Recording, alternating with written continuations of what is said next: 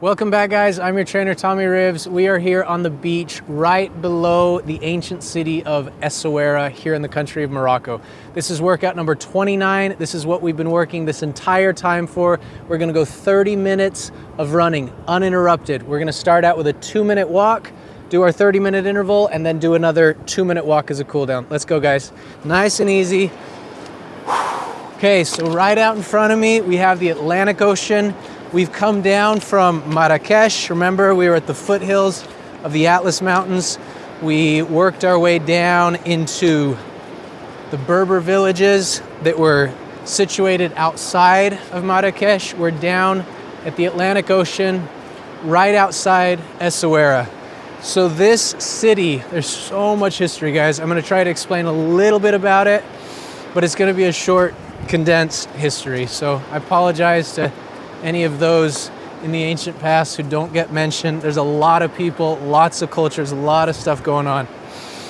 Right out below us, we have ruins on this island. These ruins, they began in the 15th century, so 1400s. You guys remember King Manuel I back when we were in Lisbon? He was the one who's famous for the Manuelino architectural style. Remember those really elaborate Baroque artistic entrances that you'd see on the arches as well as the doorways? All of these different images from areas that Portugal had colonized.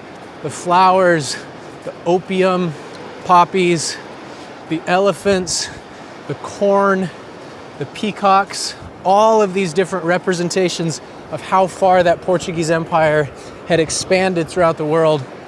All of this during the time when King Manuel was in charge of the country. So this was set up by King Manuel during the 1500s. During that time, this country was known as Mogador, this capital was known as Mogador. So this is a name which remained throughout much of history. But guys, so much has taken place since that time with the overlap. Lots of different cultures, languages, religions. We're gonna just expound a little bit on that as we get going.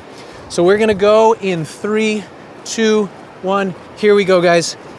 30 minutes of easy running. This is what we've worked up for. The very last time I saw you was a recovery run, remember? We took the opportunity to run easy, shorter intervals.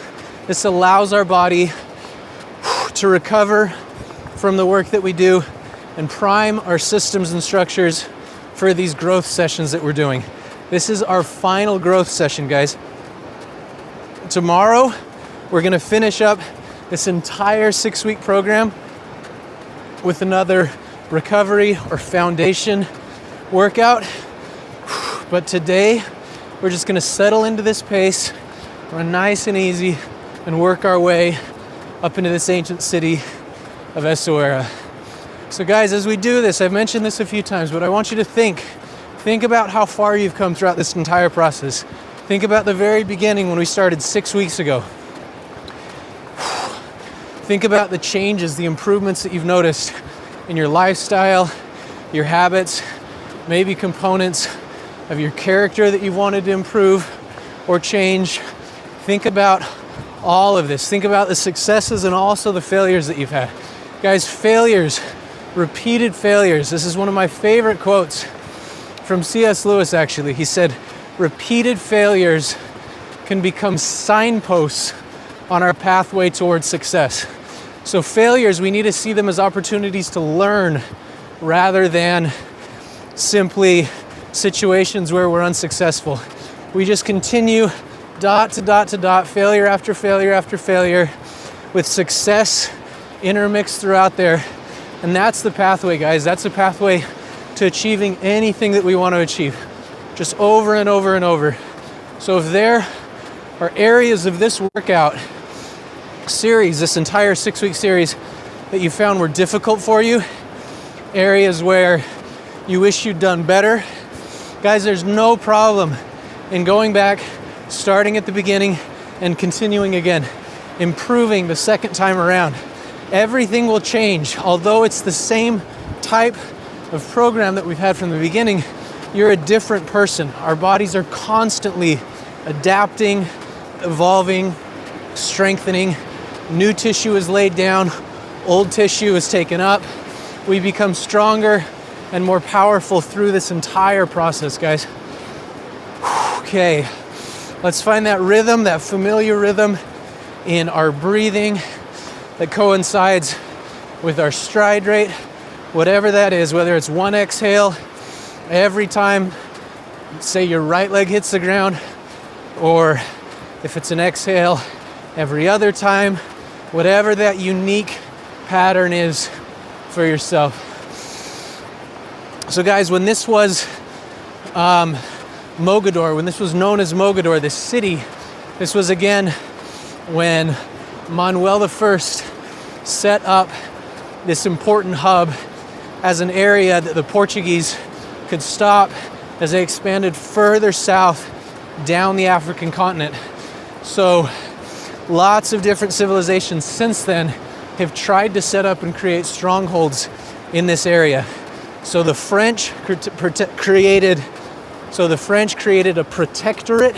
That means it was an area where the diplomatic relations between the French and the Berber people, remember the Berbers, the Amazagen or the Amaji as they like to be called, the free people, in response to the name Barbari that the Romans gave them because they didn't speak Latin or Greek. Their response was, no, we're not savage, we're not wild, we're free. That's where that name comes from, guys. It was so incredible, guys, to be able to see that village, to see the way that those people live is still really similar to the way that they lived for thousands and thousands of years. So this area was set up with the Sultan. He was Imazagen. He was a Berber Sultan. He set up this area. The protectorate, the French protectorate, which was established, allowed relations back and forth between the two continents. As we work our way up here, guys, this might look just like a pile of rocks, but as we get close, I want you to pay close attention. You can see these horizontal lines of dots that are set up on these rocks. This is the exact same type of construction as we've seen in other areas. Remember the ancient city of Fez, the ramparts that are built up around that wall, how they have those lines?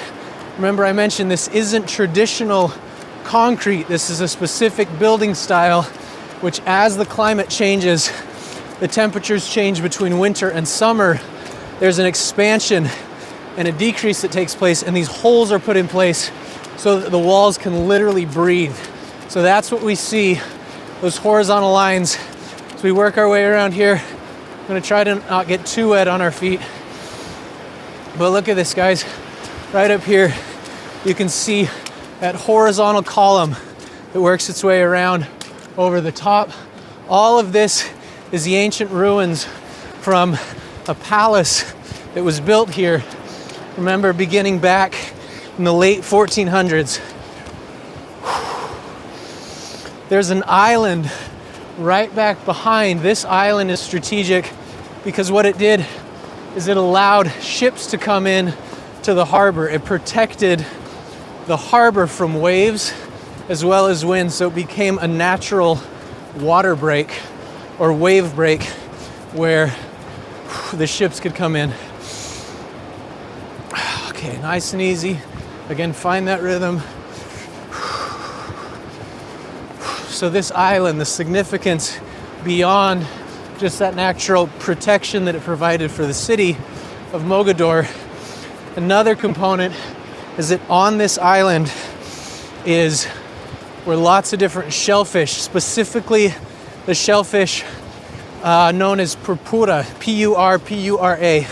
This is a type of snail which back during that original empire, that Berber Empire, this was a snail that was crushed and broken down, and it was used for purple dye. That purple dye was really, really rare, incredibly valuable. It took 12,000 of these little snails to produce 1.5 grams of dye, which is just enough to dye one single toga. If you think back about Roman times, the Romans had a purple stripe on their togas. That was powerful symbolism.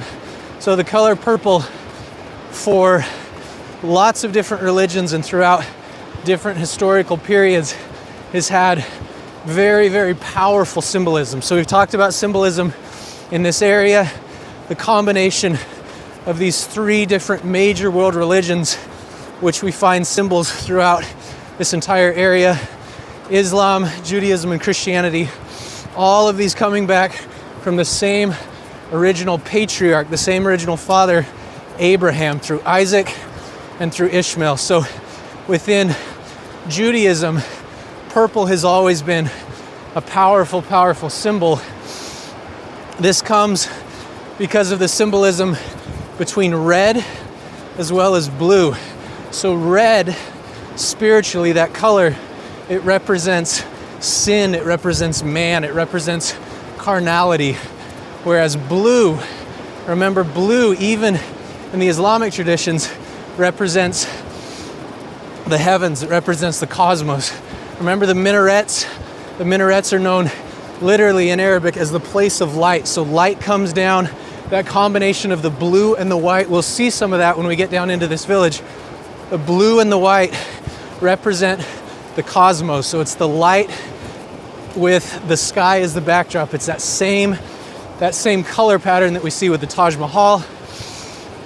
So the blue represents the heavens, the blue represents divinity. When you combine the blue and the red, that creates purple. That creates this notion of royalty. It creates this notion of combining something that's sacred from the heavens with something that's carnal from the earth. So this symbol is a way that the royalty were able to justify certain specific acts that they've done throughout history. This notion that their authority is literally bestowed on them from the heavens or from God. And so the Romans were no different, using this symbol of purple to symbolize royalty, or this unity, this union between men and God. Salam. Guys, here we are. We got a couple more camels. Very cool. So a little bit of a distinction. Camels, technically speaking, have two humps. If they only have one hump like the one that we've seen, they're technically known as dromedaries. So you guys remember that song, Sally the Camel? I don't know if you ever sang that as a kid. I sang that as a kid. So the part in the song where it says Sally the Camel had one hump, that's technically a lie. Whoever taught you that. If Sally the Camel had one hump, she's technically a dromedary, not a camel. Just keep that in mind next time you sing that song.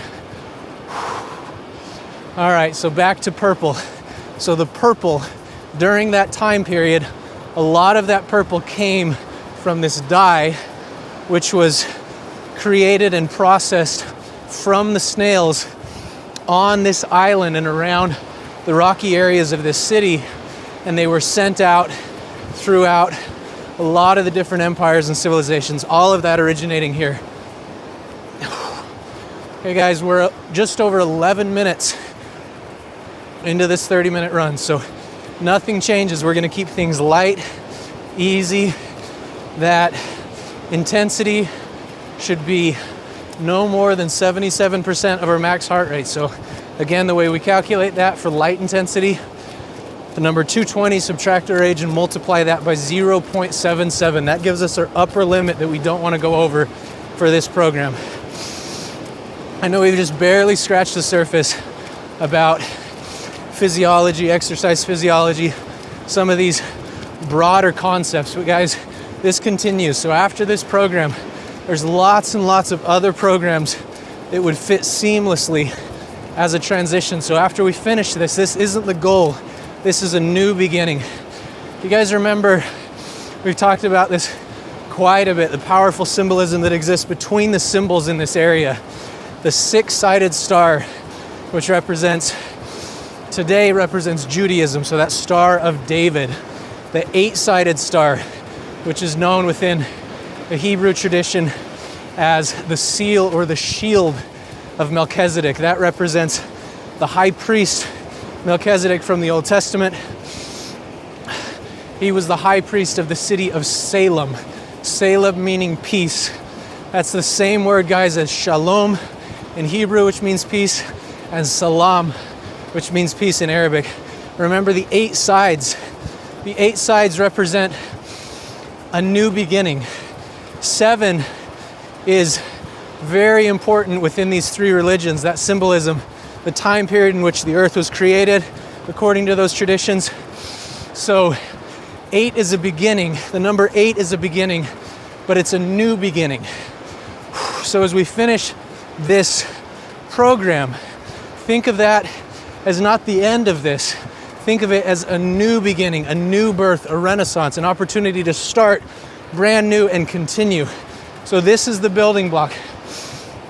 This city, Essaouira, that name, it broken down into the traditional Berber, it means little ramparts. Do you remember when we were running through those busy, bustling markets of Marrakesh? Remember, we saw those ramparts. The ramparts are the fortresses built around the Medina. Remember, guys, we talked about specifically the linguistics, those components of that name rampart. It comes from the 2 Latin words, ante, or before, and parare. Parare, that same root word that the word prepare comes from. Those combined create the French word that the word ramparts comes from. So ramparts literally means to set up fortifications before an invasion, before an attack. This same basic concept of this entire program, guys, of setting up and preparing strength in our structures and our systems before we go and expand, before we put more stress on them. This entire program allows us to set up these systems and structures in a way that fortifies them so that they're ready to do more work. They're ready before we go into battle. So whatever that is, the continuation of whatever our next goal is. Let these names, let these concepts, let these principles, let them be reminders to you guys. So what we're doing as we enter this city, literally known as the Little Ramparts, that's very similar to exactly what we're doing through this whole process, guys. We're preparing our bodies beforehand. This same notion is prehab. Prehab is always better than rehab, guys. All right, we'll slow down just a little bit. Check these out. Remember that time we had when we were working our way through the rocky village, the desert there outside of Marrakesh? We got to walk along with those dromedaries. So powerful, guys, being able to be in that setting and be able to see that particular situation where these different belief systems that we've learned so much about throughout this program, all of those are set up. So we're able to see the significance of the stars and the moon and the sun for navigation. It's easy to understand why so many different religions put so much power in these symbols as ways to navigate. Remember when we were down in southern Portugal and we saw all those different lighthouses? Anybody remember that word? Farol. Farol is the Portuguese word for lighthouse. So these serving as beacons for the navigators to be able to work their way up and down the coastline. I like to think of these as like those sign points like I was talking about in the beginning. So in order to realize that an area is dangerous, somebody had to go a little bit too far. Somebody went a little bit too far with their ship or with their boat. Somebody got crushed by the rocks and has served as a lesson to everybody else. All right, this is the warning. We're going to set this up so that people know in the future they need to avoid these areas. So those different lighthouses that are set up, guys, it's no different. It's exactly what we're doing with this. There's these concepts, these basic concepts that we've been outlining from the very beginning in terms of training, being consistent, slowly progressing. These are all concepts. I didn't make them up, guys. These are the same concepts that exercise physiologists, professionals, in biomedical professions, the best coaches in the world, the best athletes in the world. These are the same concepts that have been proven time and time and time again to work. So that's why we're doing it. People have experimented, they've failed, they've learned, they've seen what works over and over and over. So there's a wealth of knowledge available. We don't have to be the ones going out and, you know, establishing new territory. We've seen so much of what works. Always we're looking for new improvements, but it's important to trust the process, trust what we've learned up to this point. All right. Nice and easy breathing, guys. Again, find that rhythm.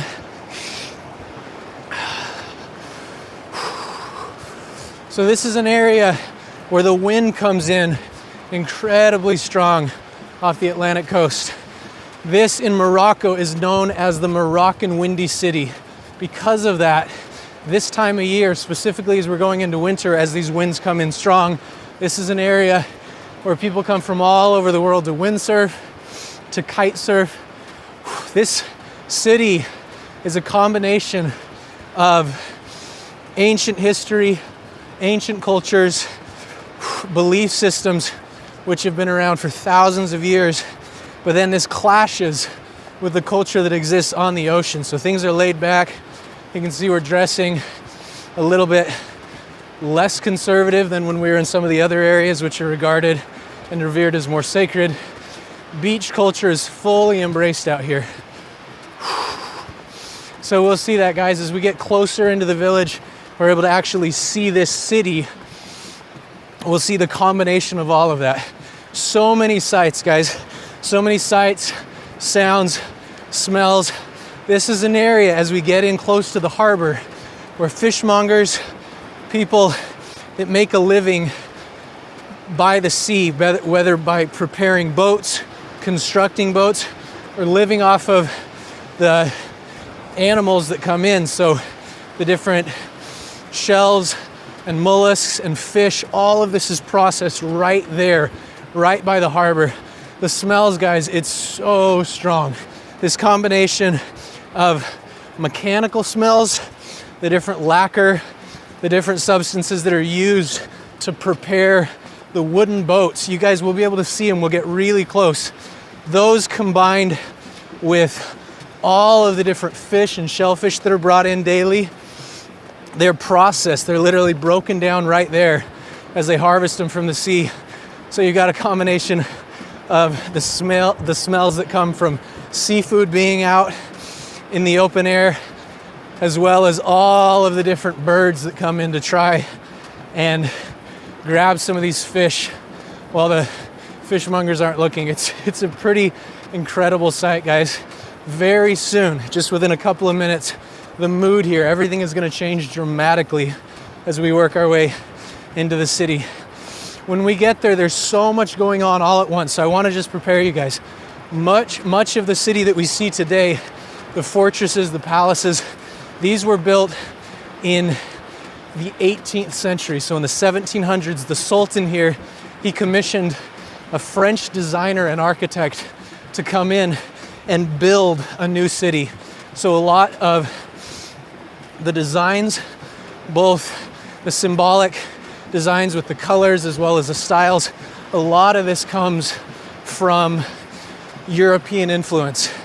So the combination of the French architecture, the French styles of that time brought here with its own specific Moroccan flair. So we'll be able to see all of that.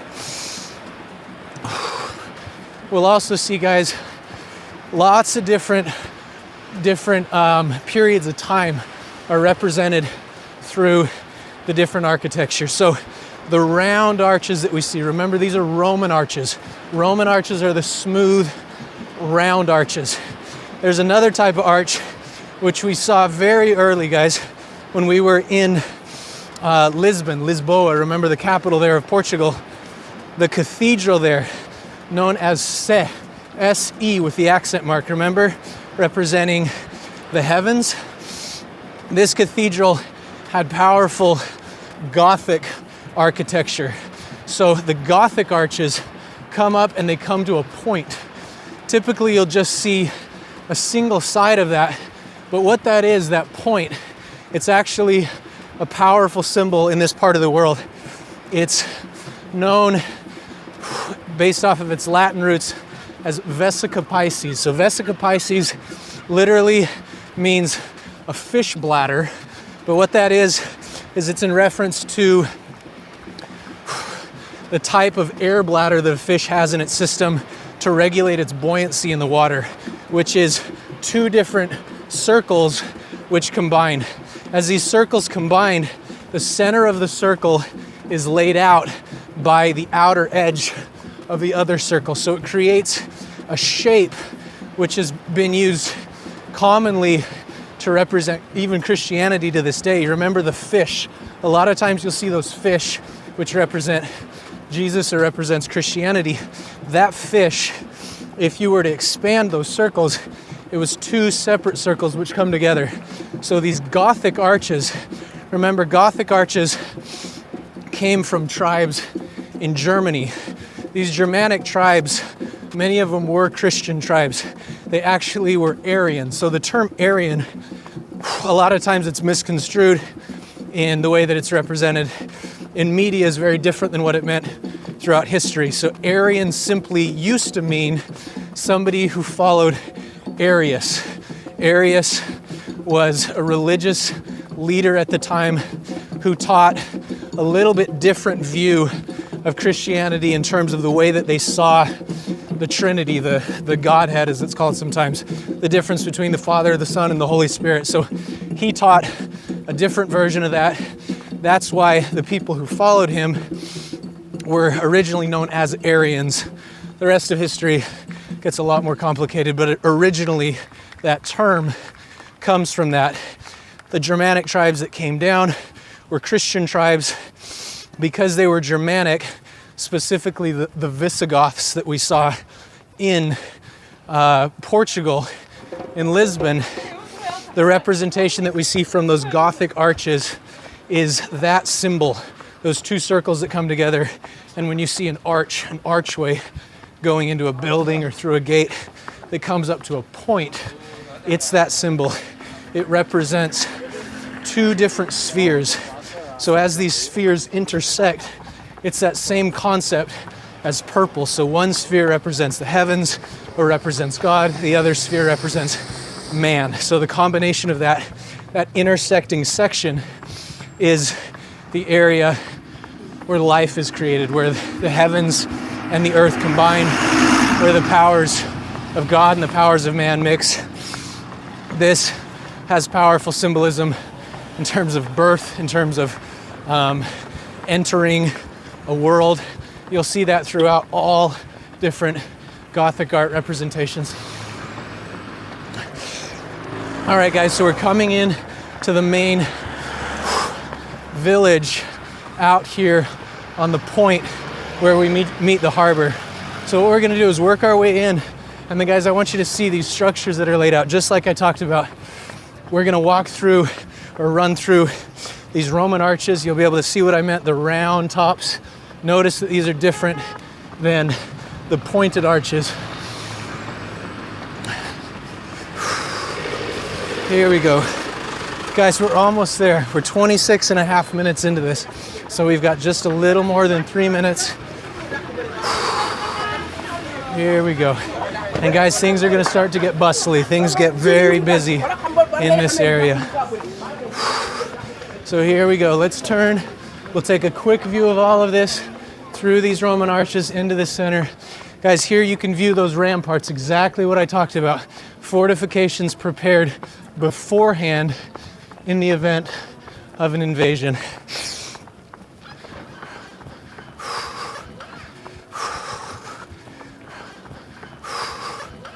All right. So guys, see the palms that are set up here? Remember, these Roman arches, a lot of times in different mosques, represent the palms, representing an oasis in the desert. Here we go, and then out into the other square.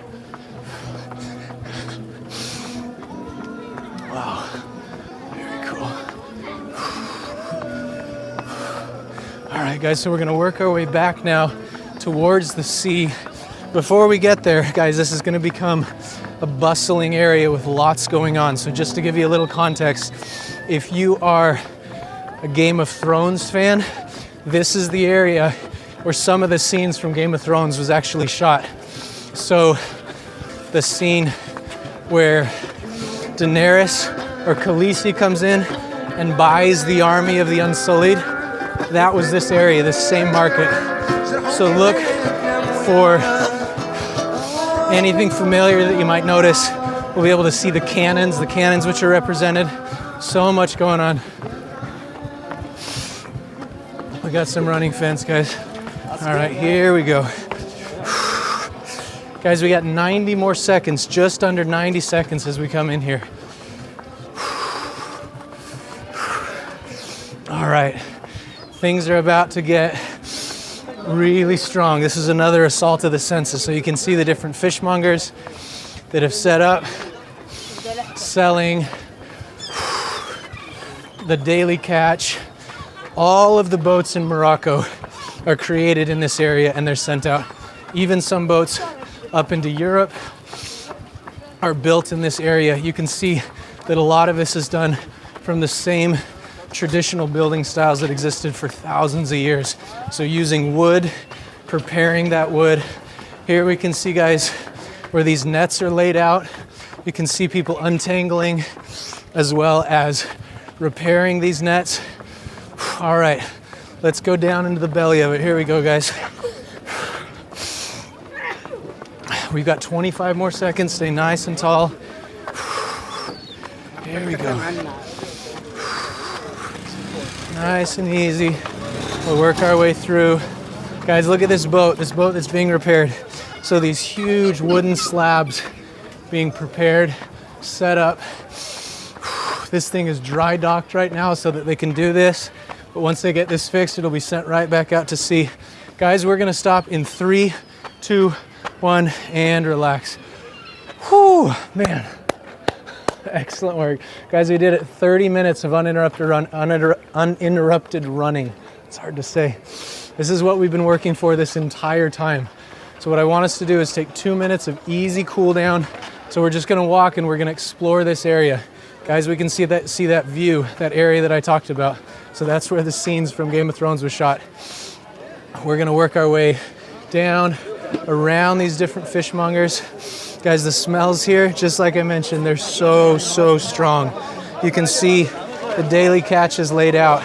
You got a combination of fish and eels and rays, all of them on display and for sale. Come check this out, guys. Salam. You are welcome. You want fish? Thank you. No, just looking, thank you. I want a picture. Wow, guys, check this out. Over on this table here, you've got these eels, these moray eels. You find these eels throughout all different oceans. When I lived in Hawaii, that was one of my biggest fears. I lived primarily off of fish that I could catch and spear in the ocean. And the eels, even more than sharks, the eels are what scared me because they'd come out so aggressive, come out and try to catch the fish off of your spear that you just caught yourself. Wow. Salam. All right. Guys, let's keep working out here. All right, just a few more seconds, guys. We're gonna come back in here, just explore a little more. So the combination of these fortifications with these traps that are used nowadays. Wow, we got crabs down here. You gotta trust me, guys, the smells here are powerful. So much going on in the senses. So these are an area where the boats are brought in, they're dry docked, and then they're repaired. This is also an area where the boats are built, like I said, and shipped out throughout the rest of Morocco, as well as up into Europe.